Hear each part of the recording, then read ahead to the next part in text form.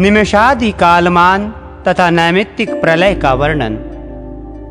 श्री पराशर जी बोले, संपूर्ण प्राणियों का प्रलय नैमित्तिक, प्राकृतिक और आत्यंतिक 3 प्रकार का होता है। उनमें से जो कल्पांत में ब्राह्म प्रलय होता है वो नैमित्तिक, जो मोक्ष नामक प्रलय है वो आत्यंतिक, और जो 2 परार्ध के अंत में होता है वो प्राकृत प्रलय कहलाता है। श्री मैत्रेय जी बोले, भगवान आप मुझे परार्ध की संख्या बतलाइए जिसको दूना करने से प्राकृत प्रलय का परिमाण जाना जा सके। श्री पराशर जी बोले, हे द्विज, 1 से लेकर क्रमशः 10 गुण गिनते गिनते जो 18वीं बार गिनी जाती है वो संख्या परार्ध कहलाती है। हे द्विज, इस परार्ध की दूनी संख्या वाला प्राकृत प्रलय है। उस समय यह संपूर्ण जगत अपने कारण अव्यक्त में लीन हो जाता है। मनुष्य का निमेष ही एक मात्रा वाले अक्षर के उच्चारण काल के समान परिमाण वाला होने से मात्रा कहलाता है। उन 15 निमेषों की 1 काष्ठा होती है और 30 काष्ठा की 1 कला कही जाती है। 15 कला 1 नाडिका का प्रमाण है। वो नाडिका 12.5 पल तांबे के बने हुए जल के पात्र से जानी जा सकती है। मगध देशीय माप से वो पात्र जलप्रस्थ कहलाता है। उसे 4 अंगुल लंबी 4 मासे की सुवर्ण शलाका से छिद्र किया रहता है। उसके छिद्र को ऊपर करके जल में डुबो देने से जितनी देर में वो पात्र भर जाए उतने ही समय को 1 नाडिका समझना चाहिए। हे द्विसत्तम, ऐसी 2 नाडिकाओं का 1 मुहूर्त होता है, 30 मुहूर्त का 1 दिन रात होता है तथा इतने 30 ही दिन रात का 1 मास होता है। 12 मास का 1 वर्ष होता है। देवलोक में यही 1 दिन रात होता है। ऐसे 360 वर्षों का देवताओं का 1 वर्ष होता है।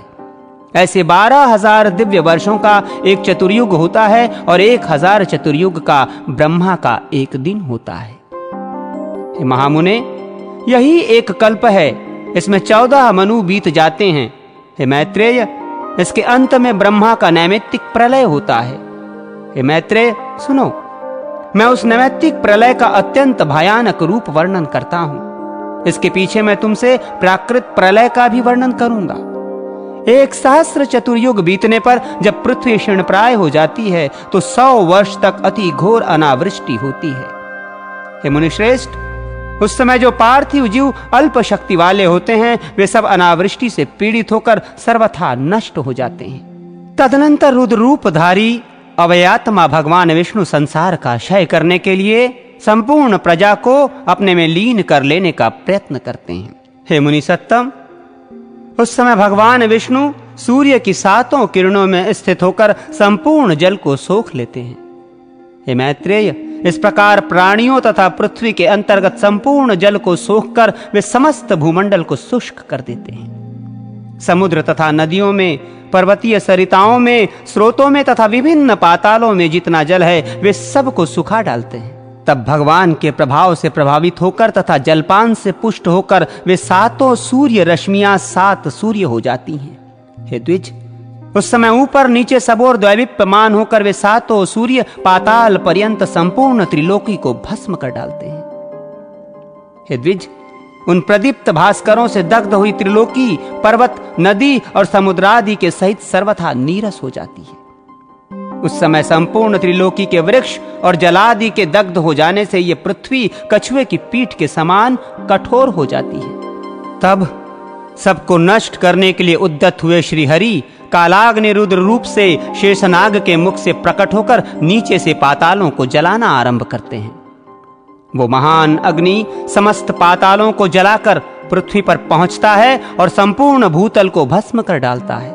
तब वो दारुण अग्नि भुवरलोक तथा स्वर्गलोक को जला डालता है और वो ज्वाला समूह का महानावर्त वहीं चक्कर लगाने लगता है। इस प्रकार अग्नि के आवर्तों से घिरकर संपूर्ण चराचर के नष्ट हो जाने पर समस्त त्रिलोकी एक तप्त कराह के समान प्रतीत होने लगती है।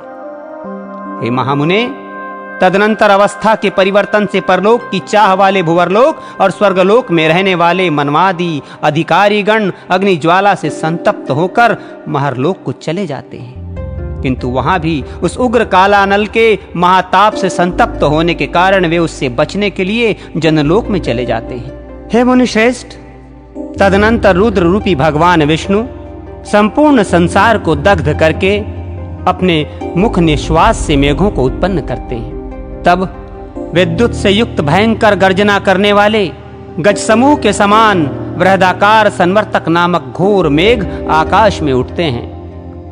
उनमें से कोई मेघ नीलकमल के समान श्याम वर्ण, कोई कुमुद कुसुम के समान श्वेत, कोई धूम्र वर्ण और कोई पीत वर्ण होते हैं।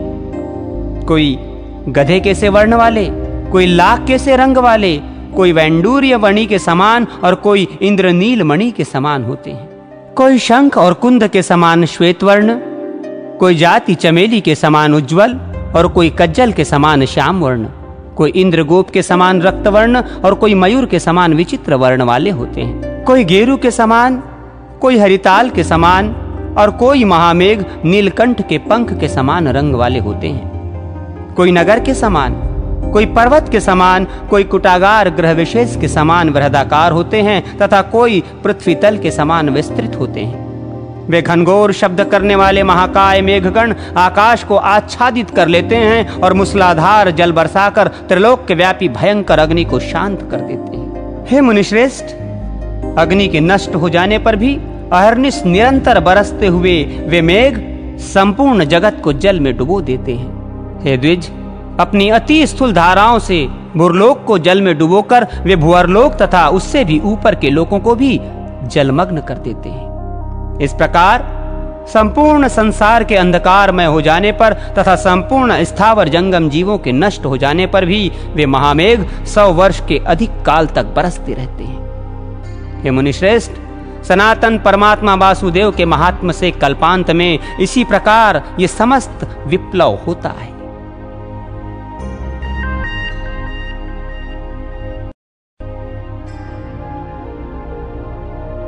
प्राकृत प्रलय का वर्णन।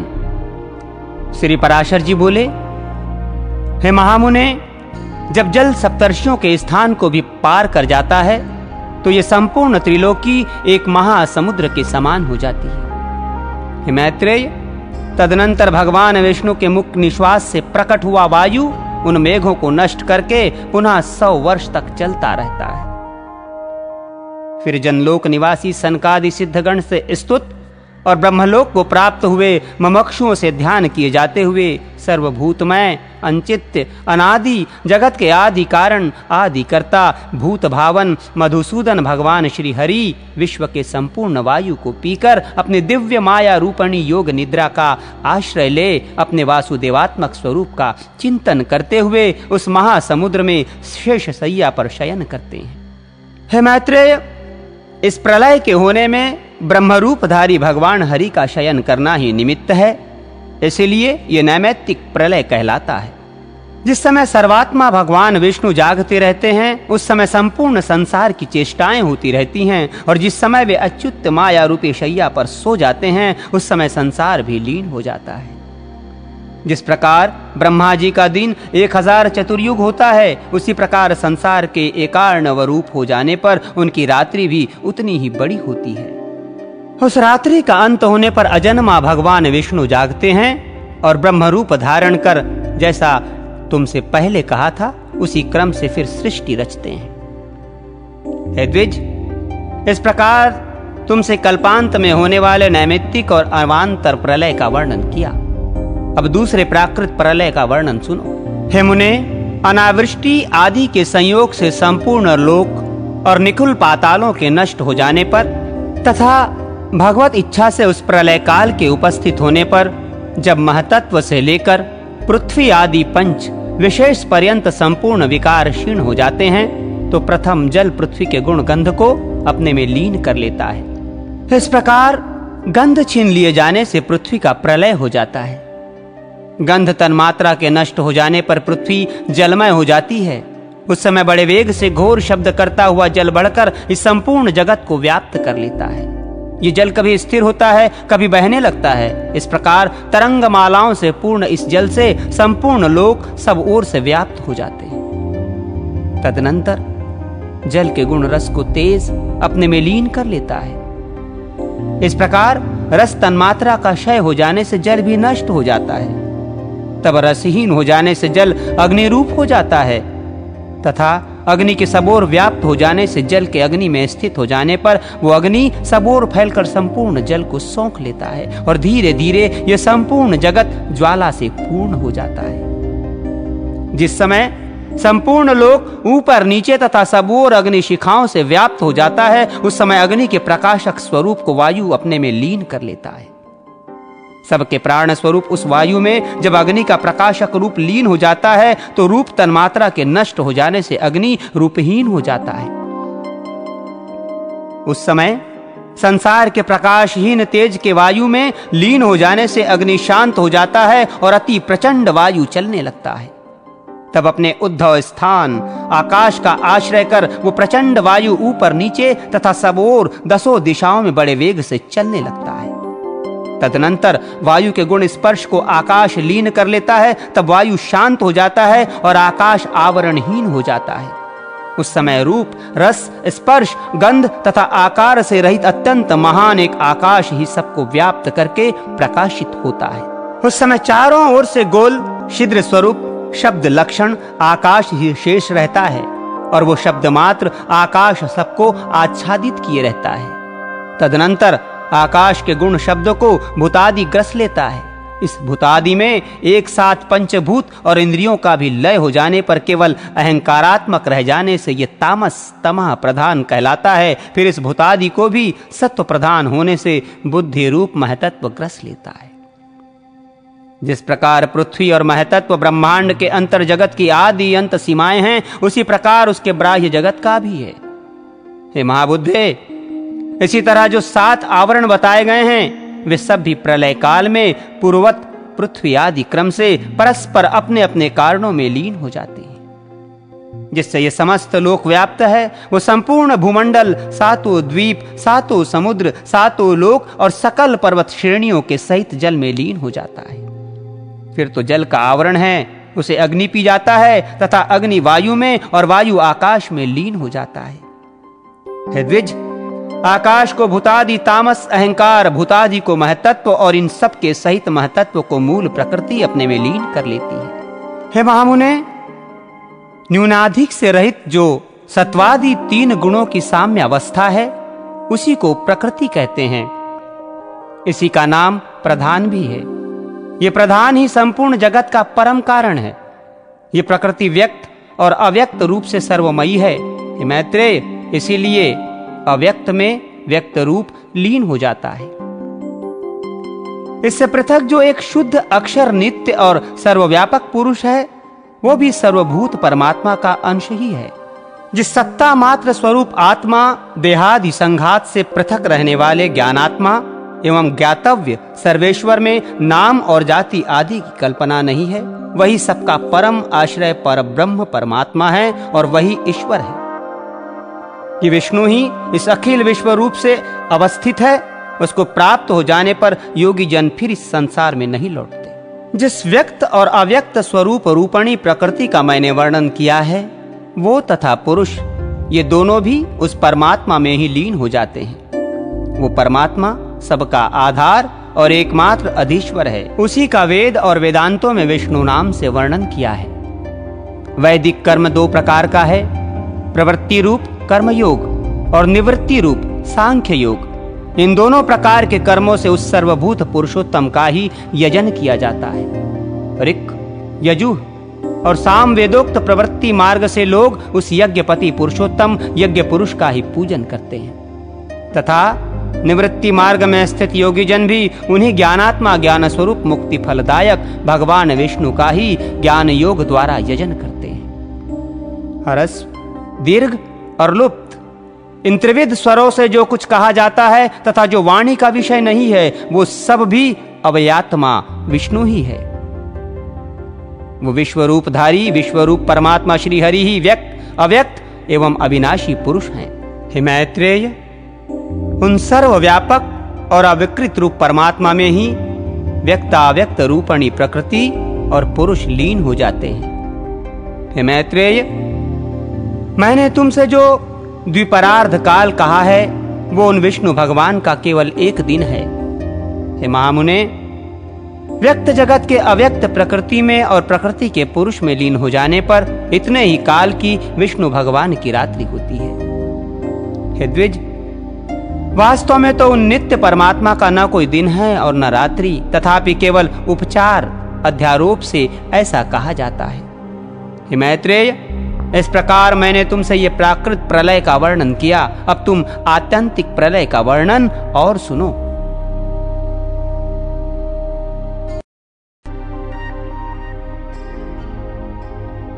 आध्यात्मिकादि त्रिविध तापों का वर्णन, भगवान तथा वासुदेव शब्दों की व्याख्या और भगवान के पारमार्थिक स्वरूप का वर्णन। श्री पराशर जी बोले, हे मैत्रेय, आध्यात्मिक, आदि दैविक और आदि भौतिक तीनों तापों को जानकर ज्ञान और वैराग्य उत्पन्न होने पर पंडित जन आत्यंतिक प्रलय प्राप्त करते हैं। आध्यात्मिक ताप शारीरिक और मानसिक दो प्रकार के होते हैं। उनमें शारीरिक ताप के भी कितने ही भेद हैं, वो सुनो।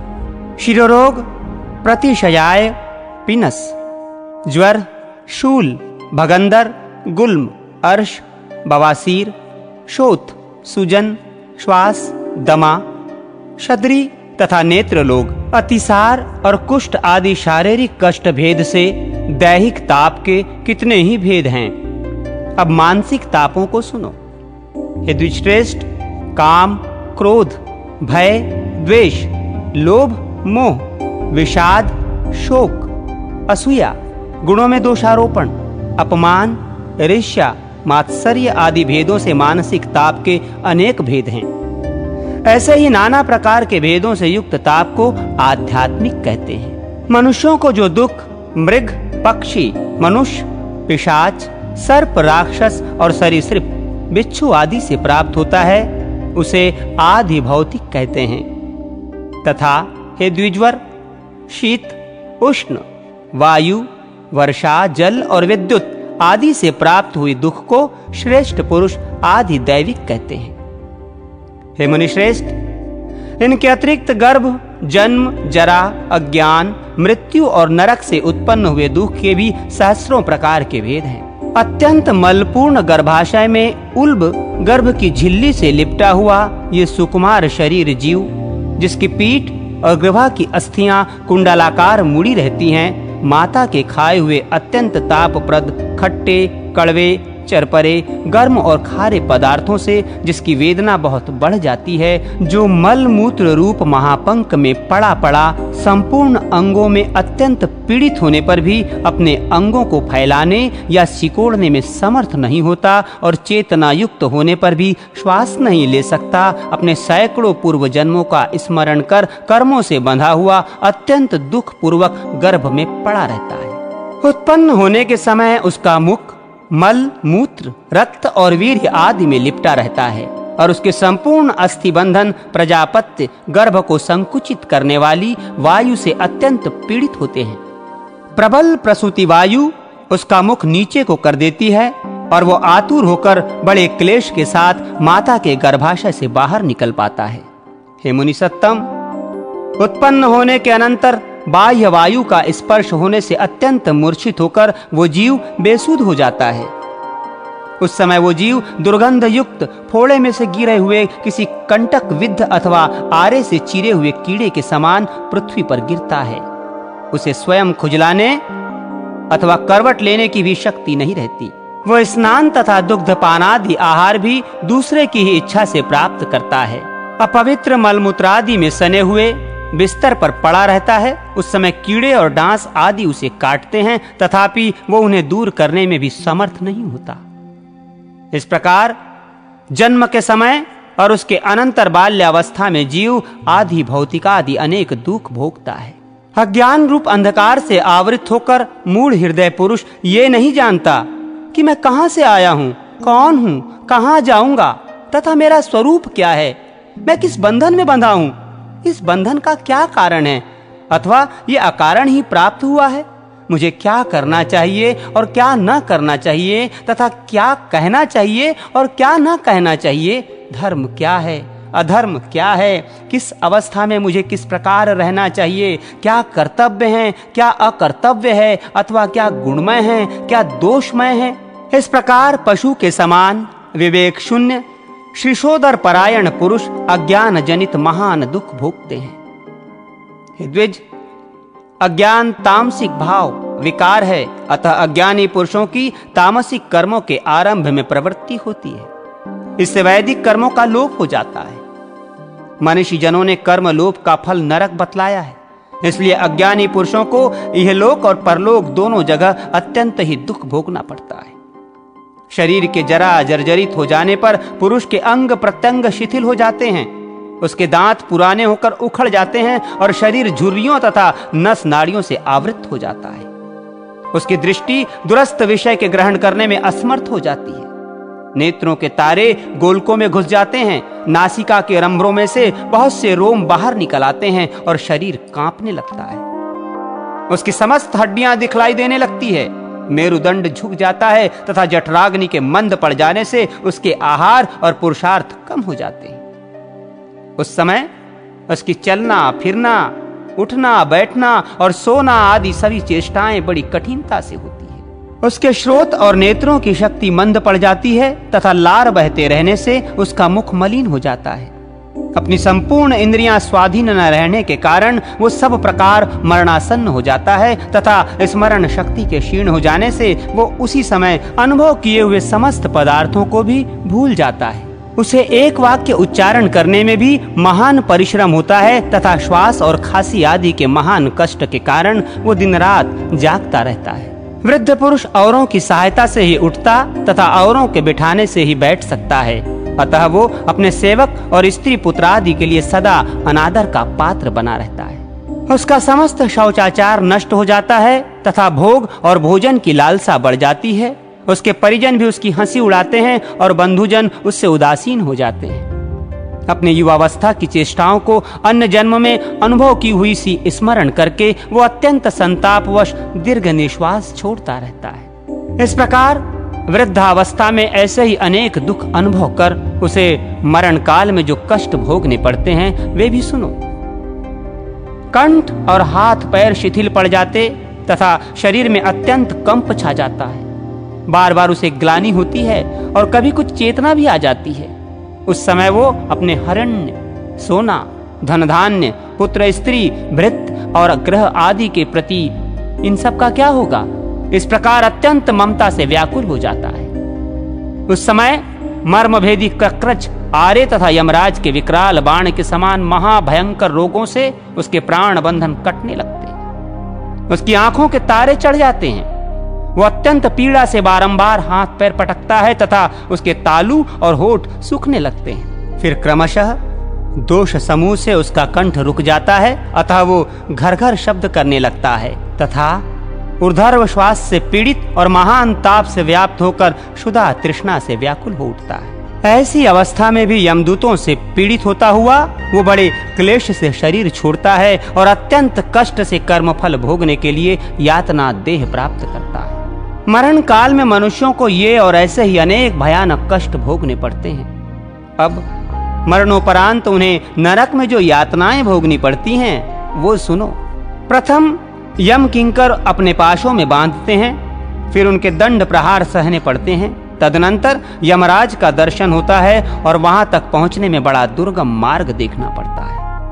हे द्विज, फिर तप्त बालू का अग्नि यंत्र और शस्त्रादि से महाभयंकर नरकों में जो यातनाएं भोगनी पड़ती है वे अत्यंत असह्य होती हैं। आरे से चीरे जाने, मुस में तपाए जाने, कुल्हाड़ी से काटे जाने, भूमि में गाड़े जाने, शूली पर चढ़ाए जाने, सिंह के मुख में डाले जाने, गिद्धों के नोचने, हाथियों से दलित होने, तेल में पकाए जाने, खारे दलदल में फंसने, ऊपर ले जाकर नीचे गिराए जाने और क्षेपण यंत्र द्वारा दूर फेंके जाने से नरक वासियों को अपने पाप कर्मों के कारण जो जो कष्ट उठाने पड़ते हैं उनकी गणना नहीं हो सकती। यदि श्रेष्ठ केवल नरक में ही दुख हो सो बात नहीं है। स्वर्ग में भी पतन का भय लगे रहने से कभी शांति नहीं मिलती। नरक अथवा स्वर्ग भोग के अनंतर बार बार वो गर्भ में आता है और जन्म ग्रहण करता है तथा फिर कभी गर्भ में ही नष्ट हो जाता है और कभी जन्म लेते ही मर जाता है।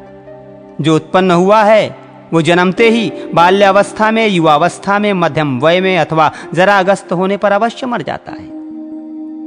जब तक जीता है तब तक नाना प्रकार के कष्टों से घिरा रहता है। जिस तरह की कपास का बीज तंतुओं के कारण सूत्रों से घिरा रहता है। द्रव्य के उपार्जन, रक्षण और नाश में तथा इष्ट मित्रों के विपत्तिग्रस्त होने पर भी मनुष्यों को अनेकों दुख उठाने पड़ते हैं। हे मैत्रेय, मनुष्यों को जो जो वस्तुएं प्रिय हैं वे सभी दुख रूपी वृक्ष का बीज हो जाती हैं। स्त्री, पुत्र, मित्र, अर्थ, गृह, क्षेत्र और धन आदि से पुरुषों को जैसा दुख होता है वैसा सुख नहीं होता। इस प्रकार सांसारिक दुख रूप सूर्य के ताप से जिनका अंतःकरण तप्त हो रहा है, उन पुरुषों को मोक्ष रूपी वृक्ष की घनी छाया को छोड़कर और कहां सुख मिल सकता है। अतः मेरे मत में गर्भ, जन्म और जरा आदि स्थानों में प्रकट होने वाले आध्यात्मिकता आदि त्रिविध दुख समूह की एकमात्र सनातन औषधि भगवत प्राप्ति ही है, जिसका निरतिशय आनंद रूप सुख की प्राप्ति कराना ही प्रधान लक्षण है। इसलिए पंडित जनों को भगवत प्राप्ति का प्रयत्न करना चाहिए। हे मुने, कर्म और ज्ञान ये दो ही उसकी प्राप्ति के कारण कहे गए हैं। ज्ञान दो प्रकार का है, शास्त्रजन्य तथा विवेकज। शब्द ब्रह्म का ज्ञान शास्त्रजन्य है और परम ब्रह्म का बोध विवेकज। हे विप्रश्रेय, अज्ञान घोर अंधकार के समान है।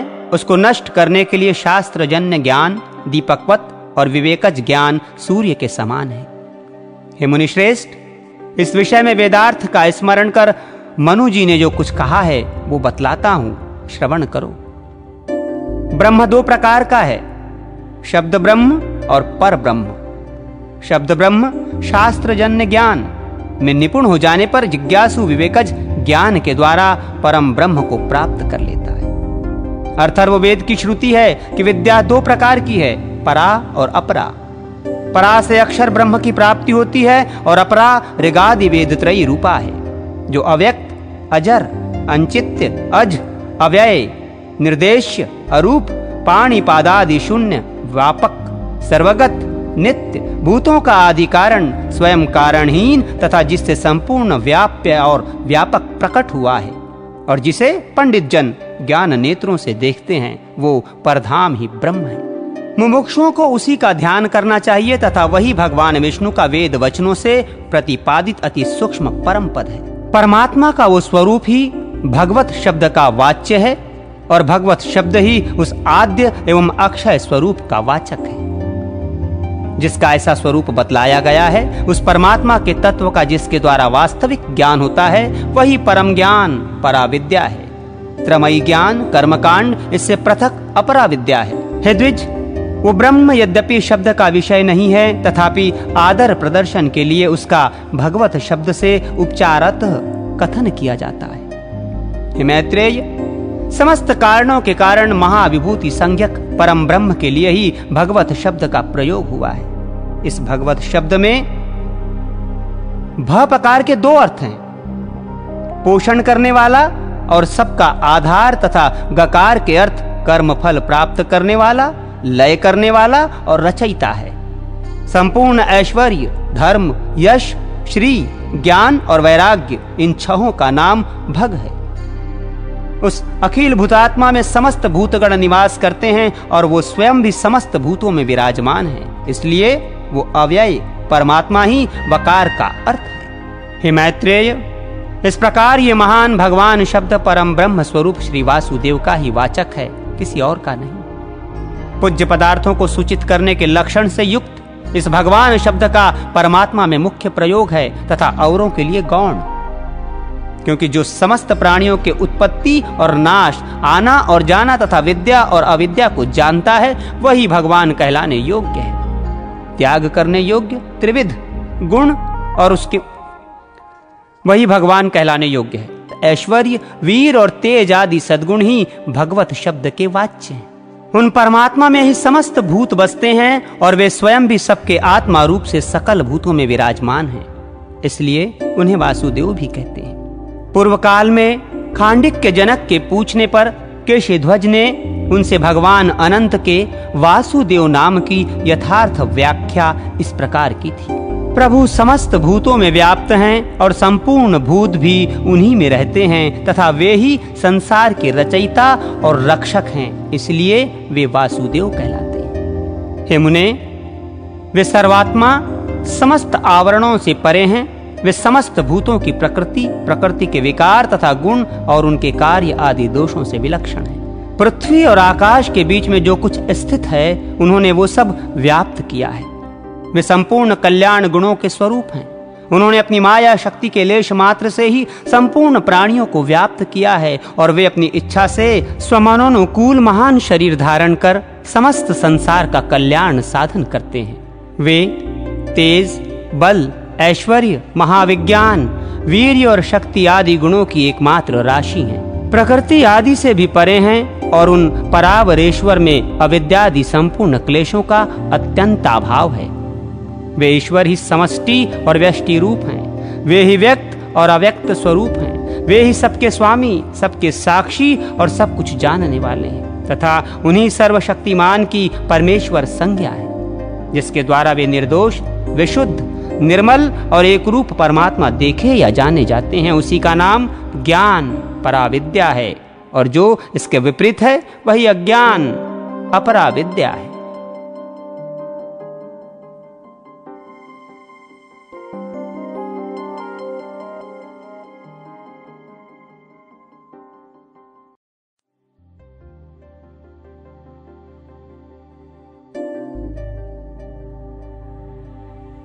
केशिध्वज और खांडिक्य की कथा। श्री पराशर जी बोले, वे महापुरुषोत्तम स्वाध्याय और संयम द्वारा देखे जाते हैं। ब्रह्म की प्राप्ति का कारण होने से ये भी ब्रह्म ही कहलाते हैं। स्वाध्याय से योग का और योग से स्वाध्याय का आश्रय करें। इस प्रकार स्वाध्याय और योग रूप संपत्ति से परमात्मा प्रकाशित ज्ञान के विषय होते हैं। ब्रह्म स्वरूप परमात्मा को मांसमय चक्षुओं से नहीं देखा जा सकता। उन्हें देखने के लिए स्वाध्याय और योग ही दो नेत्र हैं। श्री मैत्रेय जी बोले, भगवान, जिसे जान लेने पर मैं अखिलाधार परमेश्वर को देख सकूंगा, उस योग को मैं जानना चाहता हूं, उसका वर्णन कीजिए। श्री पराशर जी बोले, पूर्व काल में जिस प्रकार इस योग का केशिध्वज ने महात्मा खांडिक्य जनक से वर्णन किया था, मैं तुम्हें वही बतलाता हूं। श्री मैत्रेय जी बोले, ब्रह्मन, ये खांडिक्य और विद्वान केशिध्वज कौन थे और उनका योग संबंधी संवाद किस कारण से हुआ था? पूर्व काल में धर्मध्वज जनक नामक एक राजा थे। उनके अमितध्वज और कृतध्वज नामक दो पुत्र थे। इनमें कृतध्वज सर्वदा अध्यात्म शास्त्र में रत रहता था। कृतध्वज का पुत्र केशिध्वज नाम से विख्यात हुआ और अमितध्वज का पुत्र खांडिक्य जनक हुआ। पृथ्वी मंडल में खांडिक्य कर्म मार्ग में अत्यंत निपुण था और केशिध्वज आध्यात्म विद्या का विशेषज्ञ था। वे दोनों परस्पर एक दूसरे को पराजित करने की चेष्टा में लगे रहते थे। अंत में कालक्रम से केशिध्वज ने खांडिक्य को राज्यच्युत कर दिया। राज्य भ्रष्ट होने पर खांडिक्य पुरोहित और मंत्रियों के सहित थोड़ी सी सामग्री लेकर दुर्गम वनों में चला गया। केशिध्वज ज्ञाननिष्ठ था, तो भी अविद्या कर्म द्वारा मृत्यु को पार करने के लिए ज्ञान दृष्टि रखते हुए उसने अनेकों यज्ञों का अनुष्ठान किया। हे योगी श्रेष्ठ, एक दिन जब राजा केशिध्वज यज्ञानुष्ठान में स्थित थे, उनकी धर्म धेनु हवि के लिए दूध देने वाली गौ को निर्जन वन में एक भयंकर सिंह ने मार डाला। व्याघ्र द्वारा गौ को मारी गई सुन राजा ने ऋत्विजों से पूछा कि इसमें क्या प्रायश्चित करना चाहिए। ऋत्विजों ने कहा, हम इस विषय में नहीं जानते, आप कशेरु से पूछिए। जब राजा ने कशेरु से यह बात पूछी तो उन्होंने भी उसी प्रकार कहा कि हे राजेंद्र, मैं इस विषय में नहीं जानता, आप भृगुपुत्र शुनक से पूछिए, वे अवश्य जानते होंगे। हे मुने, जब राजा ने शुनक से जाकर पूछा तो उन्होंने भी जो कुछ कहा वो सुनिए। इस समय भूमंडल में इस बात को न कैशेरू जानता है, न मैं जानता हूं और न कोई और ही जानता है। केवल जिसे तुमने परास्त किया है वो तुम्हारा शत्रु खांडिक्य ही इस बात को जानता है। यह सुनकर केशीध्वज ने कहा, हे मुनिश्रेष्ठ, मैं अपने शत्रु खांडिक्य से ही ये बात पूछने जाता हूं। यदि उसने मुझे मार दिया तो भी मुझे महायज्ञ का फल तो मिल ही जाएगा, और यदि मेरे पूछने पर उसने मुझे सारा प्रायश्चित यथावत बतला दिया तो मेरा यज्ञ निर्विघ्न पूर्ण हो जाएगा। श्री पराशर जी बोले, ऐसा कहकर राजा केशीध्वज कृष्ण मृगचर्म धारण कर रथ पर आरूढ़ हो वन में जहां महामती खांडिक्य रहते थे आए। खांडिक्य ने अपने शत्रु को आते देखकर धनुष चढ़ा लिया और क्रोध से नेत्र लाल करके बोला। खांडिक्य बोले, अरे क्या तू कृष्णाजीन रूप कवच बांधकर हम लोगों को मारेगा? क्या तू ये समझता है कि कृष्ण मृगचर्म धारण किए हुए मुझ पर ये प्रहार नहीं करेगा? रे मूढ़, मृगों की पीठ पर क्या कृष्ण मृगचर्म नहीं होता, जिन पर कि मैंने और तूने दोनों ने ही तीक्ष्ण बाणों की वर्षा की है? अतः अब मैं तुझे अवश्य मारूंगा। तू मेरे हाथ से जीवित बचकर नहीं जा सकता। हे दुर्बुद्धे, तू मेरा राज्य छीनने वाला शत्रु है, इसलिए आतताई है। केशीध्वज बोले, हे खांडिक्य, मैं आपसे एक संदेह पूछने के लिए आया हूं, आपको मारने के लिए नहीं आया हूं। इस बात को सोचकर आप मुझ पर क्रोध अथवा बाण छोड़ दीजिए। श्री पराशर जी बोले, यह सुनकर महामती खांडिक्य ने अपने संपूर्ण पुरोहित और मंत्रियों से एकांत में सलाह की। मंत्रियों ने कहा कि इस समय शत्रु आपके वश में है, इसे मार डालना चाहिए। इसको मार देने पर यह संपूर्ण पृथ्वी आपके अधीन हो जाएगी। खांडिक्य ने कहा, यह निसंदेह ठीक है, इसके मारे जाने पर अवश्य संपूर्ण पृथ्वी मेरे अधीन हो जाएगी, किंतु इसे पारलौकिक जय प्राप्त होगी और मुझे संपूर्ण पृथ्वी। परंतु यदि इसे नहीं मारूंगा तो मुझे पारलौकिक जय प्राप्त होगी और इसे सारी पृथ्वी। मैं पारलौकिक जय से पृथ्वी को अधिक नहीं मानता, क्योंकि परलोक जय अनंत काल के लिए होती है और पृथ्वी तो थोड़े ही दिन रहती है। इसलिए मैं इसे मारूंगा नहीं, ये जो कुछ पूछेगा बतला दूंगा। श्री पराशर जी बोले, तब खांडिक्य जनक ने अपने शत्रु केशीध्वज के पास आकर कहा, तुम्हें जो कुछ पूछना हो पूछ लो, मैं उसका उत्तर दूंगा। हे द्विज, तब केशीध्वज ने जिस प्रकार धर्मधेनु मारी गई थी वो सब वृत्तांत खांडिक्य से कहा और उसके लिए प्रायश्चित पूछा। खांडिक्य ने भी वो संपूर्ण प्रायश्चित जिसका कि उसके लिए विधान था केशीध्वज को विधि पूर्वक बतला दिया। तदनंतर पूछे हुए अर्थ को जान लेने पर महात्मा खांडिक्य की आज्ञा लेकर वे यज्ञ भूमि में आए और क्रमशः संपूर्ण कर्म समाप्त किया। फिर काल क्रम में यज्ञ समाप्त होने पर अवभृत यज्ञांत स्नान के अनंतर कृतकृत्य होकर राजा केशीध्वज ने सोचा, मैंने संपूर्ण ऋतिवज ब्राह्मणों का पूजन किया, समस्त सदस्यों का मान किया, याचकों को उनकी इच्छित वस्तुएं दी, लोकाचार के अनुसार जो कुछ कर्तव्य था वो सभी मैंने किया, तथापि न जाने क्यों मेरे चित्त में किसी क्रिया का अभाव खटक रहा है। इस प्रकार सोचते सोचते राजा को स्मरण हुआ कि मैंने अभी तक खांडिक्य को गुरु दक्षिणा नहीं दी। हे मैत्रेय, तब वे रथ पर चढ़कर फिर उसी दुर्गम वन में गए जहां खांडिक्य रहते थे। खांडिक्य भी उन्हें फिर शस्त्र धारण किए आते देख मारने के लिए उद्यत हुआ। तब राजा केशीध्वज ने कहा, खांडिक्य, तुम क्रोध न करो, मैं तुम्हारा कोई अनिष्ट करने के लिए नहीं आया, बल्कि तुम्हें गुरु दक्षिणा देने के लिए आया हूं। ऐसा समझो, मैंने तुम्हारे उपदेशानुसार अपना यज्ञ भली प्रकार समाप्त कर दिया है।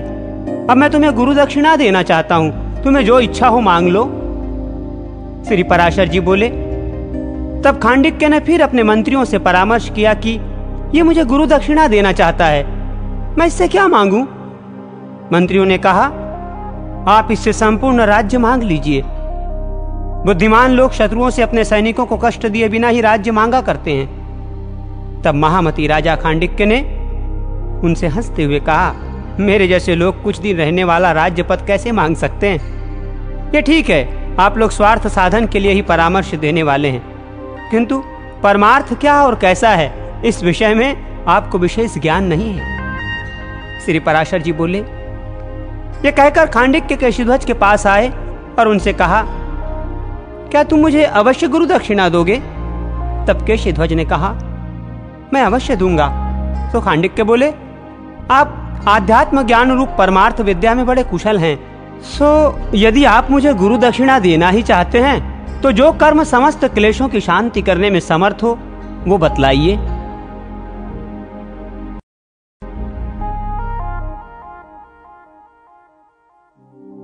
ब्रह्म योग का निर्णय।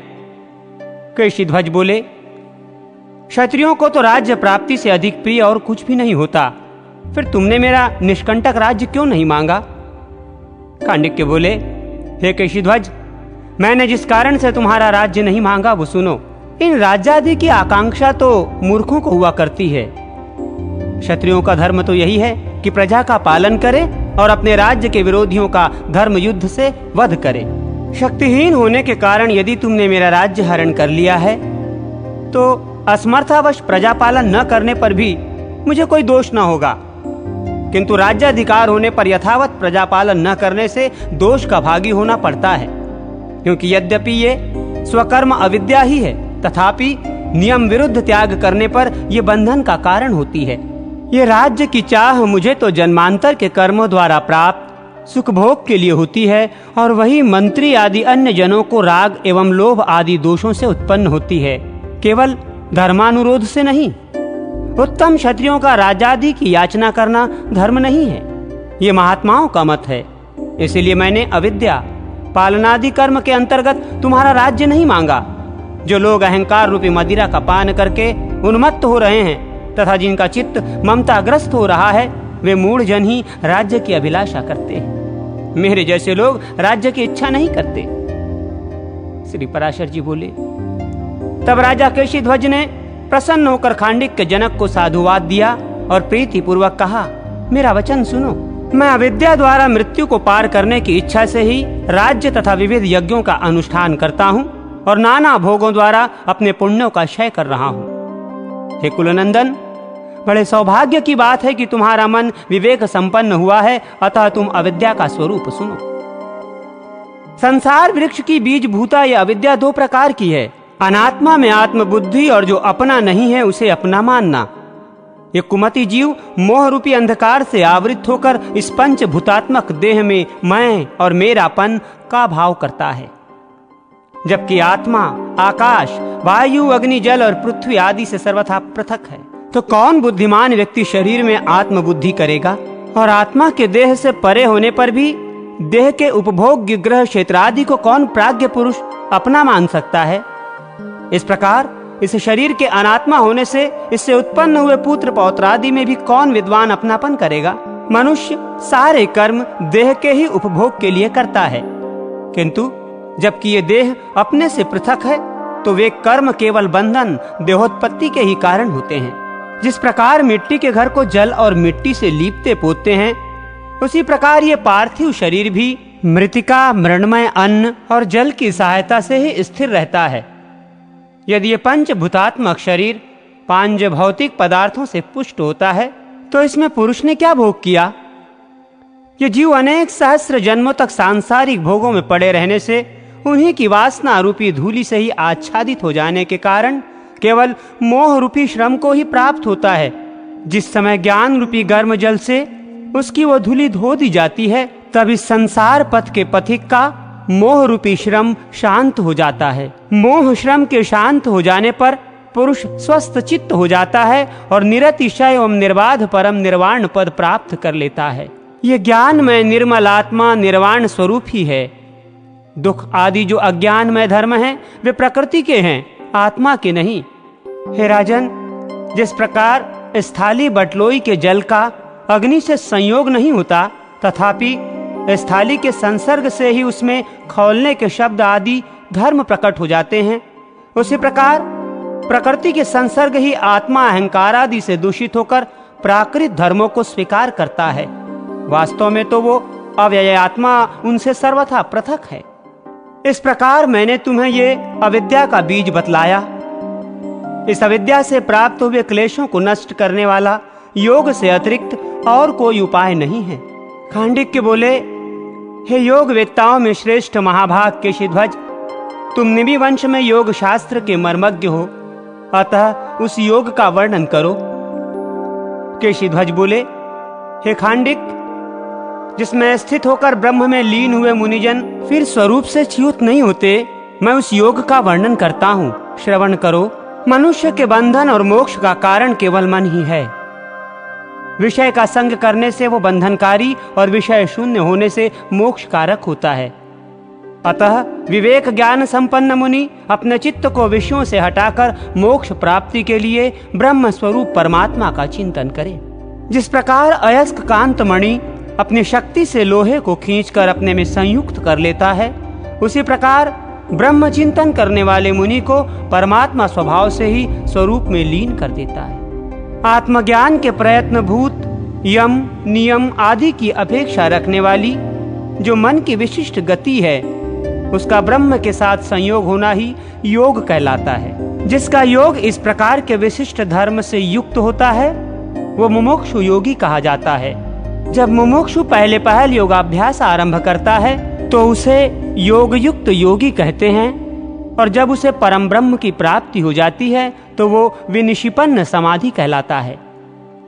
यदि किसी विघ्नवश उस योग युक्त योगी का चित्त दूषित हो जाता है तो जन्मांतर में भी उसी अभ्यास को करते रहने से वो मुक्त हो जाता है।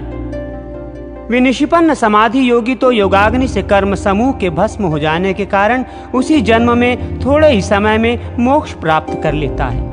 योगी को चाहिए कि अपने चित्त को ब्रह्मचिंतन के योग्य बनाता हुआ ब्रह्मचर्य, अहिंसा, सत्य, अस्तेय और अपरिग्रह का निष्काम भाव से सेवन करे तथा संयत चित्त से स्वाध्याय, शौच, संतोष और तप का आचरण करे तथा मन को निरंतर परम ब्रह्म में लगाता रहे। ये 5 यम और नियम बतलाए गए हैं। इनका सकाम आचरण करने से पृथक पृथक फल मिलते हैं और निष्काम भाव से सेवन करने से मोक्ष प्राप्त होता है। यति को चाहिए कि भद्रसनादि आसनों में से किसी एक का अवलंबन कर यम नियमादि गुणों के युक्त हो योगाभ्यास करे। अभ्यास के द्वारा जो प्राणवायु को वश में किया जाता है उसे प्राणायाम समझना चाहिए। वो सबीज ध्यान तथा मंत्र पाठ आदि आलंबन युक्त और निर्बीज निरालंब भेद से 2 प्रकार का है। सद्रूप के उपदेश से जब योगी प्राण और अपान वायु द्वारा एक दूसरे का निरोध करता है तो क्रमशः रेचक और पूरक नामक 2 प्राणायाम होते हैं, और इन दोनों का एक ही समय संयम करने से कुंभक नामक 3रा प्राणायाम होता है। हे द्विजोत्तम, जब योगी सबीज प्राणायाम का अभ्यास करना आरंभ करता है तो उसका अवलंबन भगवान अनंत का हिरण्यगर्भ से आदि स्थूल रूप होता है। तदनंतर वो प्रत्याहार का अभ्यास करते हुए शब्दादि विषयों में अनुरुक्त हुई अपनी इंद्रियों को रोककर अपने चित्त की अनुगामिनी बनाता है। ऐसा करने से अत्यंत चंचल इंद्रियां उसके वशीभूत हो जाती हैं। इंद्रियों को वश में किए बिना कोई योगी योग साधन नहीं कर सकता। इस प्रकार प्राणायाम से वायु और प्रत्याहार से इंद्रियों को वशीभूत करके चित्त को उसके शुभ आश्रय से स्थित करें। खांडिक्य बोले, हे महाभाग, ये बतलाइए कि जिसका आश्रय करने से चित्त के संपूर्ण दोष नष्ट हो जाते हैं, वह चित्त का शुभाश्रय क्या है? केशिध्वज बोले, हे राजन, चित्त का आश्रय ब्रह्म है, जो कि मूर्त और अमूर्त अथवा अपर और पर रूप से स्वभाव से ही 2 प्रकार का है। हे भूप, इस जगत में ब्रह्म, कर्म और उभयात्मक नाम से 3 प्रकार की भावनाएं हैं। इनमें पहली कर्म भावना, दूसरी ब्रह्म भावना और तीसरी उभयात्मिकता भावना कहलाती है। इस प्रकार ये त्रिविध भावनाएं हैं। सनकादि मुनिजन ब्रह्म भावना से युक्त हैं और देवताओं से लेकर स्थावर जंगम पर्यंत समस्त प्राणी कर्म भावना युक्त हैं तथा स्वरूप विषयक बोध और स्वर्गादि विषयक अधिकार से युक्त हिरण्यगर्भादि में ब्रह्म कर्ममयी उभयात्मिकता भावना है। हे राजन, जब तक विशेष ज्ञान के हेतु कर्म क्षीण नहीं होते तभी तक अहंकारादि भेद के कारण भिन्न दृष्टि रखने वाले मनुष्यों को ब्रह्म और जगत की भिन्नता प्रतीत होती है। जिसमें संपूर्ण भेद शांत हो जाते हैं, जो सत्ता मात्र और वाणी का अविषय है तथा स्वयं ही अनुभव करने योग्य है, वही ब्रह्म ज्ञान कहलाता है। वही परमात्मा विष्णु का अरूप नामक परम रूप है, जो उनके विश्व रूप से विलक्षण है। हे राजन, योगाभ्यासी जन पहले पहल उस रूप का चिंतन नहीं करते, इसलिए उन्हें श्रीहरि के विश्वमय स्थूल रूप का ही चिंतन करना चाहिए। हिरण्यगर्भ भगवान वासुदेव, प्रजापति, मरुत, वसु, रुद्र, सूर्य, तारे, ग्रहगण, गंधर्व, यक्ष और दैत्य आदि समस्त देवयोनियां तथा मनुष्य, पशु, पर्वत, समुद्र, नदी, वृक्ष, संपूर्ण भूत एवं प्रधान से लेकर विशेष पंच तन्मात्रा पर्यंत उनके कारण तथा चेतन, अचेतन, एक, दो अथवा अनेक चरणों वाले प्राणी और बिना चरणों वाले जीव, ये सब भगवान हरि के भावनात्रात्मक मूर्त रूप हैं। ये संपूर्ण चराचर जगत परम ब्रह्म स्वरूप भगवान विष्णु का उनकी शक्ति से संपन्न विश्व नामक रूप है। विष्णु शक्ति परा है, क्षेत्रज्ञ नामक शक्ति अपरा है और कर्म नाम की तीसरी शक्ति अविद्या कहलाती है। राजन, इस अविद्या शक्ति से आवृत होकर वो सर्वगामिनी क्षेत्रज्ञ शक्ति सब प्रकार के अति विस्तृत सांसारिक कष्ट भोगा करती है। हे भूपाल, अविद्या शक्ति से तिरोहित रहने के कारण ही क्षेत्रज्ञ शक्ति संपूर्ण प्राणियों में तारतम्य से दिखलाई देती है। वो सबसे जड़ पदार्थों में है, उनसे अधिक वृक्ष पर्वतादि स्थावरों में, स्थावरों से अधिक सरीसृपादि में और उनसे अधिक पक्षियों में है। पक्षियों से मृगों में और मृगों से पशुओं में वो शक्ति अधिक है तथा पशुओं की अपेक्षा मनुष्य भगवान की उस क्षेत्रज्ञ शक्ति से अधिक प्रभावित है। मनुष्यों से नाग, गंधर्व और यक्ष आदि समस्त देवगणों में, देवताओं से इंद्र में, इंद्र से प्रजापति में और प्रजापति से हिरण्यगर्भ में उस शक्ति का विशेष प्रकाश है। राजन, ये संपूर्ण रूप उस परमेश्वर के ही शरीर हैं, क्योंकि ये सब आकाश के समान उनकी शक्ति से व्याप्त हैं। हे महामते, विष्णु नामक ब्रह्म का दूसरा अमूर्त आकारहीन रूप है, जिसका योगी जन ध्यान करते हैं और जिसे बुद्धजन सत कहकर पुकारते हैं। हे नृप, जिसमें कि ये संपूर्ण शक्तियां प्रतिष्ठित हैं, वही भगवान का विश्व रूप से विलक्षण द्वितीय रूप है। हे नरेश, भगवान का वही रूप अपने लीला से देव, तिर्यक और मनुष्यादि की चेष्टाओं से युक्त सर्वशक्तिमय रूप धारण करता है। इन रूपों में अप्रमेय भगवान की जो व्यापक एवं अव्याहत चेष्टा होती है, वो संसार के उपकार के लिए ही होती है, कर्मजन्य नहीं होती। हे राजन, योगाभ्यासी को आत्मशुद्धि के लिए भगवान व विश्व रूप के उस सर्व पापनाशक रूप का ही चिंतन करना चाहिए। जिस प्रकार वायु सहित अग्नि ऊंची ज्वालाओं से युक्त होकर सूक्ष्म तृण समूह को जला डालता है, उसी प्रकार चित्त में स्थित हुए भगवान विष्णु योगियों के समस्त पाप नष्ट कर देते हैं। इसीलिए संपूर्ण शक्तियों के आधार भगवान विष्णु में चित्त को स्थिर करें, यही शुद्ध धारणा है। हे राजन, तीनों भावनाओं से अतीत भगवान विष्णु ही योगी जनों की मुक्ति के लिए उनके स्वतः चंचल तथा किसी अनूठे विषय में स्थिर रहने वाले चित्त के शुभ आश्रय हैं। हे पुरुष सिंह, इसके अतिरिक्त मन में आश्रयभूत जो अन्य देवता आदि कर्म योनियां हैं, वे सब अशुद्ध हैं। भगवान का ये मूर्त रूप चित्त को अन्य आलंबनों से निष्प्रह कर देता है। इस प्रकार चित्त का भगवान में स्थिर करना ही धारणा कहलाती है। हे नरेंद्र, धारणा बिना किसी आधार के नहीं हो सकती, इसलिए भगवान के जिस मूर्त रूप का जिस प्रकार ध्यान करना चाहिए वो सुनो। जो प्रसन्न वदन और कमल दल के समान सुंदर नेत्रों वाले हैं, सुंदर कपोल और विशाल भाल से अत्यंत सुशोभित हैं तथा अपने सुंदर कानों में मनोहर कुंडल पहने हुए हैं, जिनकी ग्रीवा शंख के समान और विशाल वक्ष स्तर श्रीवत्स चिन्ह से सुशोभित है, जो तरंगाकार त्रिवली तथा नीची नाभि वाले उदर से सुशोभित हैं, जिनके लंबी लंबी 8 अथवा 4 भुजाएं हैं तथा जिनकी जंघा एवं उरु समान भाव से स्थित हैं, और मनोहर चरणारविंद सुघरता से विराजमान हैं, उन निर्मल पीतांबरधारी ब्रह्म स्वरूप भगवान विष्णु का चिंतन करें।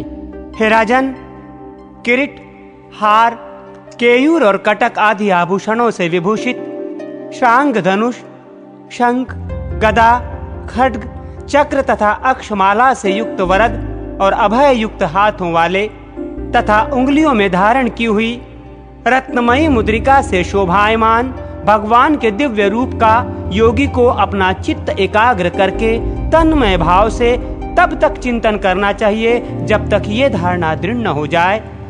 जब चलते फिरते, उठते बैठते अथवा स्वेच्छा अनुकूल कोई और कर्म करते हुए भी ध्येय मूर्ति अपने चित्त से दूर ना हो तो इसे सिद्ध हुई माननी चाहिए। इसके दृढ़ होने पर बुद्धिमान व्यक्ति शंख, चक्र, गदा और श्रांग आदि से रहित भगवान के स्फटिकाक्ष माला और यज्ञोपवीतधारी शांत स्वरूप का चिंतन करे।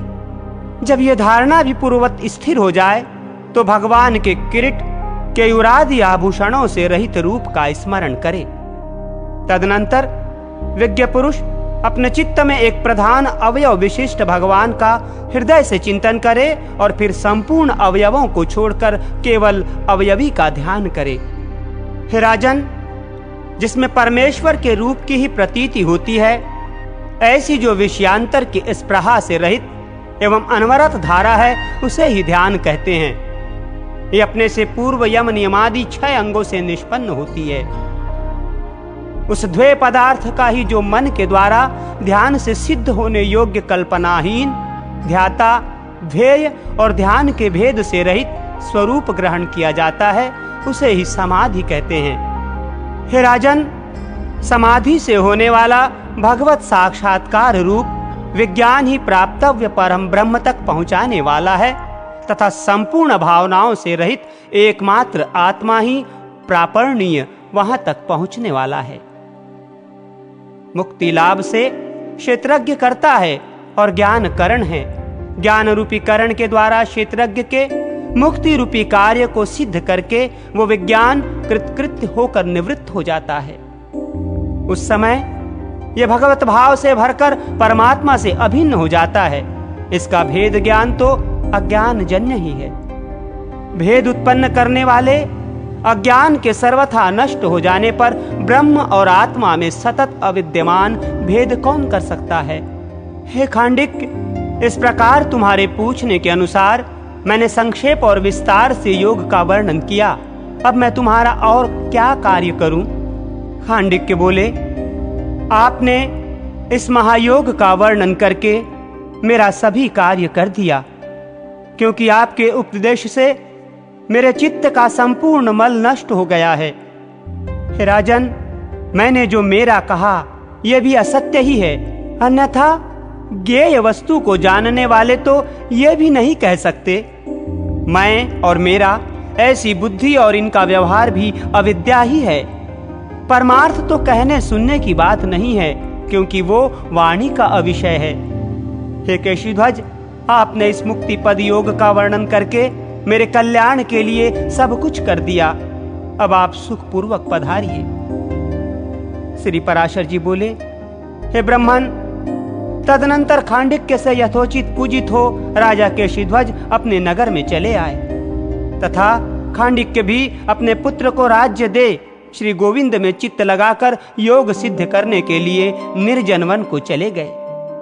वहां यमादि गुणों से युक्त होकर एकाग्र चित्त से ध्यान करते हुए राजा खांडिक्य विष्णु नामक निर्मल ब्रह्म में लीन हो गए।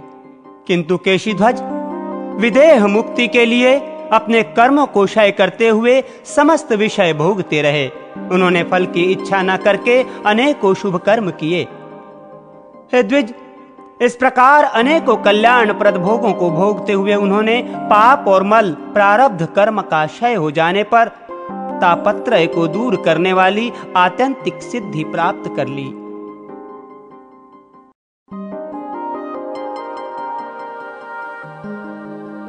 शिष्य परंपरा, महात्म्य और उपसंहार। श्री पराशर जी बोले, हे मैत्रेय, इस प्रकार मैंने तुमसे तीसरे आत्यंतिक प्रलय का वर्णन किया, जो सनातन में ब्रह्म में लय रूप मोक्ष ही है। मैंने तुमसे संसार की उत्पत्ति, प्रलय, वंश, मनवत्तर और वंशों के चरित्रों का वर्णन किया। हे मैत्रेय, मैंने तुम्हें सुनने के लिए उत्सुक देखकर यह संपूर्ण शास्त्रों में श्रेष्ठ, सर्व पाप विनाशक और पुरुषार्थ का प्रतिपादक वैष्णव पुराण सुना दिया। अब तुम्हें जो और कुछ पूछना हो पूछो, मैं उसका तुमसे वर्णन करूंगा। श्री मैत्रेय जी बोले, भगवान, मैंने आपसे जो कुछ पूछा था वो सभी आप कह चुके और मैंने भी उसे श्रद्धा भक्ति पूर्वक सुना। अब मुझे और कुछ भी पूछना नहीं है। हे मुने, आपकी कृपा से मेरे समस्त संदेह निवृत्त हो गए और मेरा चित्त निर्मल हो गया तथा मुझे संसार की उत्पत्ति, स्थिति और प्रलय का ज्ञान हो गया। हे गुरु, मैं 4 प्रकार की राशि और 3 प्रकार की शक्तियां जान गया तथा मुझे त्रिविध भाव भावनाओं का भी सम्यक बोध हो गया। हे द्विज, आपकी कृपा से मैं जो जानना चाहिए वो भली प्रकार जान गया कि यह संपूर्ण जगत श्री विष्णु भगवान से भिन्न नहीं है। इसलिए अब मुझे अन्य बातों के जानने से कोई लाभ नहीं है। हे महामुने, आपके प्रसाद से मैं निसंदेह कृतार्थ हो गया, क्योंकि मैंने वर्ण धर्म आदि संपूर्ण धर्म और प्रवृत्ति तथा निवृत्ति रूप समस्त कर्म जान लिए। हे विप्रवर, आप प्रसन्न रहे, अब मुझे और कुछ भी पूछना नहीं है। हे गुरु, मैंने आपको जो इस संपूर्ण पुराण के कथन करने का कष्ट दिया है उसके लिए आप मुझे क्षमा करें। साधु जनों की दृष्टि में पुत्र और शिष्यों में कोई भेद नहीं होता। श्री पराशर जी बोले, हे मुने, मैंने तुमको जो ये वेद सम्मत पुराण सुनाया है उसके श्रवण मात्र से संपूर्ण दोषों से उत्पन्न हुआ पाप पुंज नष्ट हो जाता है। इसमें मैंने तुमसे सृष्टि की उत्पत्ति, प्रलय, वंश, मनवंतर और वंशों के चरित्र, इन सभी का वर्णन किया है। इस ग्रंथ में देवता, दैत्य, गंधर्व, नाग, राक्षस, यक्ष, विद्याधर, सिद्ध और अप्सरागण का भी वर्णन किया गया है।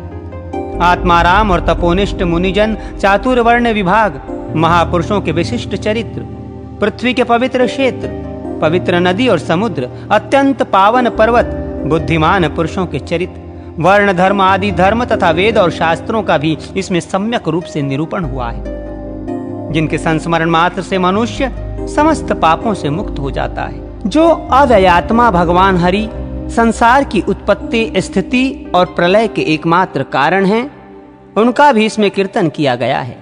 जिनके नाम का विवश होकर कीर्तन करने से ही मनुष्य सिंह से डरे हुए गीदड़ों के समान पापों से मुक्त हो जाता है।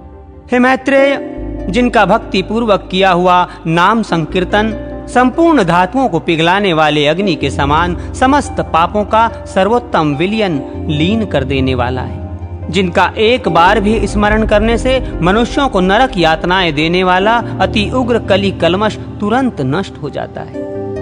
हे द्विजोत्तम, हिरण्यगर्भ, देवेंद्र, रुद्र, आदित्य, अश्विनी कुमार, वायु, अग्नि, वसु, साध्य और विश्व देव आदि देवगण, यक्ष, राक्षस, उरग, सिद्ध, दैत्य, गंधर्व, दानव, अप्सरा, तारा, नक्षत्र, समस्त ग्रह, सप्तर्षि, लोकपालगण, ब्राह्मणादि मनुष्य, पशु, मृग, सरीसृप, विहंग, पलाश आदि वृक्ष, वन, अग्नि, समुद्र, नदी, पाताल तथा पृथ्वी आदि और शब्दादि विषयों के सहित ये संपूर्ण ब्रह्मांड, जिनके आगे सुमेरु के सामने एक रेणु के समान है तथा जो इसके उपादान कारण हैं, उन सर्व सर्वज्ञ, सर्व स्वरूप, रूप रहित और पाप नाशक भगवान विष्णु का इसमें कीर्तन किया गया है। हे मुनि सत्तम, अश्वमेघ यज्ञ में अवभृत यज्ञांत स्नान करने से जो फल मिलता है वही फल मनुष्य इसको सुनकर प्राप्त कर लेता है। प्रयाग, पुष्कर, कुरुक्षेत्र और समुद्र तट पर रहकर उपवास करने से जो फल मिलता है वही इस पुराण को सुनने से प्राप्त हो जाता है। 1 वर्ष तक नियमानुसार अग्निहोत्र करने से मनुष्य को जो महान पुण्य फल मिलता है वही इसे एक बार सुनने से हो जाता है। ज्येष्ठ शुक्ल द्वादशी के दिन मथुरापुरी में यमुना स्नान करके कृष्णचंद्र का दर्शन करने से जो फल मिलता है, हे विप्रश्रेय, वही भगवान कृष्ण में चित्त लगाकर इस पुराण के एक अध्याय को सावधानता पूर्वक सुनने से मिल जाता है। हे मुनिश्रेष्ठ, ज्येष्ठ मास के शुक्ल पक्ष की द्वादशी को मथुरापुरी में उपवास करते हुए यमुना स्नान करके समाहित चित्त से श्री अच्युत का भली प्रकार पूजन करने से मनुष्य को अश्वमेघ यज्ञ का संपूर्ण फल मिलता है।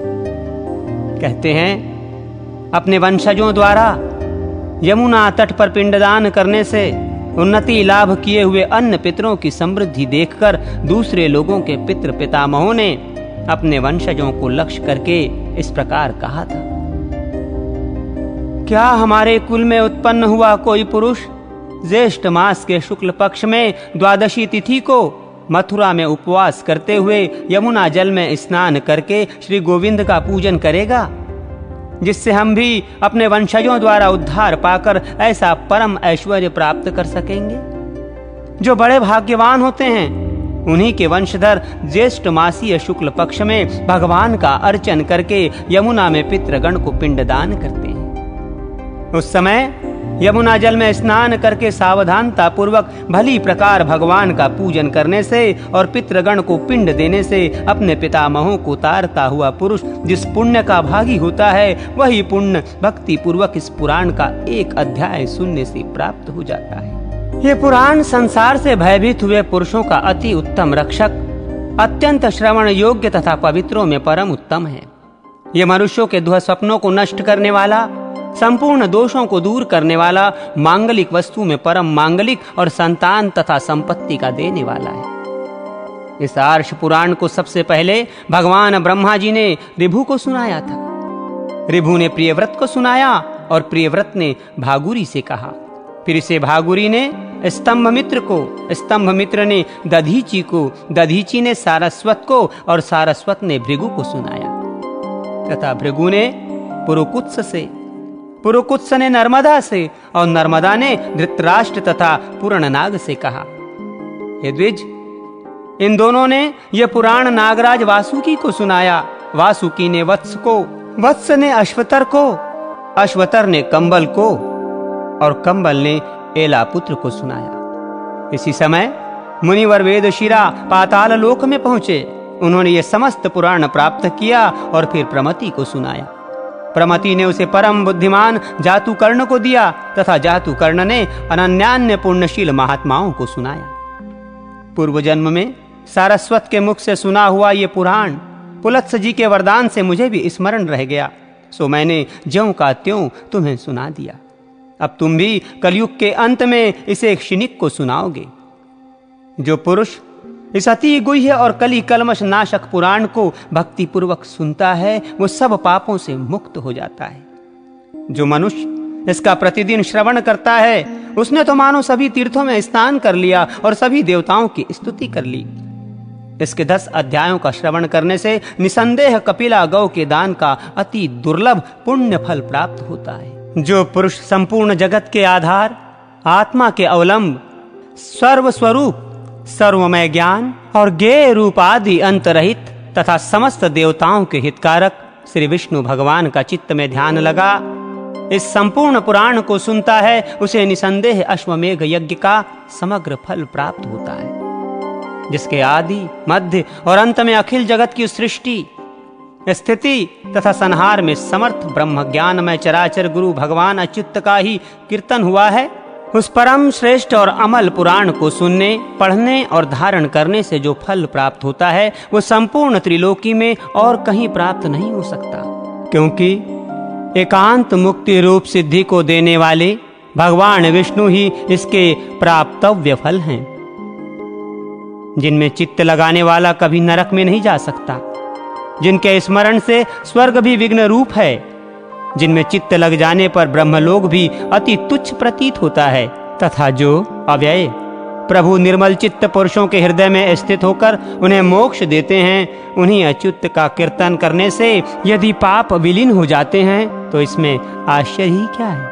यज्ञ वेत्ता कर्मनिष्ठ लोग यज्ञों द्वारा जिनका यज्ञेश्वर रूप से यजन करते हैं, ज्ञानी जन जिनका परावर मैं ब्रह्म स्वरूप से ध्यान करते हैं, जिनका स्मरण करने से पुरुष न जन्मता है, न मरता है, न बढ़ता है और न क्षीण ही होता है, तथा जो न सत कारण है और न असत कार्य ही हैं, उन श्री हरि के अतिरिक्त और क्या सुना जाए। जो अनादि निधन भगवान विभु पितृ रूप धारण कर स्वधा संज्ञक कव्य को और देवता होकर अग्नि में विधि पूर्वक हवन किए हुए स्वाहा नामक हव्य को ग्रहण करते हैं, तथा जिन समस्त शक्तियों के आश्रय भूत भगवान के विषय में बड़े बड़े प्रमाण कुशल पुरुषों के प्रमाण भी यत्ता रखने में समर्थ नहीं होते, वे श्री हरि श्रवण पथ में जाते ही समस्त पापों को नष्ट कर देते। जिन परिमाणहीन प्रभु का आदि अंत वृद्धि और क्षय कुछ भी नहीं होता, जो नित्य निर्विकार पदार्थ हैं, उन स्तवनीय प्रभु पुरुषोत्तम को मैं नमस्कार करता हूं। जो उन्हीं के समान गुणों को भोगने वाला है, एक होकर भी अनेक रूप हैं तथा शुद्ध होकर भी विभिन्न रूपों के कारण अशुद्ध विकारवान सा प्रतीत होता है, और जो ज्ञान स्वरूप एवं समस्त भूत तथा विभूतियों का करता है, उस नित्य अव्यय पुरुष को नमस्कार है। जो ज्ञान सत्व प्रवृत्ति रज और नियमन तम की एकता रूप है, पुरुष को भोग प्रदान करने में कुशल है, त्रिगुणात्मक तथा अव्याकृत है, संसार की उत्पत्ति का कारण है, उन स्वतः सिद्ध तथा जराशून्य प्रभु को सर्वदा नमस्कार है। जो आकाश वायु अग्नि जल और पृथ्वी रूप है, शब्दादि भोग्य विषयों की प्राप्ति कराने में समर्थ है, और पुरुष का उसकी समस्त इंद्रियों द्वारा उपकार करता है, उस सूक्ष्म और विराट रूप व्यक्त परमात्मा को नमस्कार करता हूं। इस प्रकार जिन नित्य सनातन परमात्मा के प्रकृति पुरुष में ऐसे अनेक रूप हैं, वे भगवान हरि समस्त पुरुषों को जन्म और जरा आदि से रहित मुक्ति रूप सिद्धि प्रदान करें।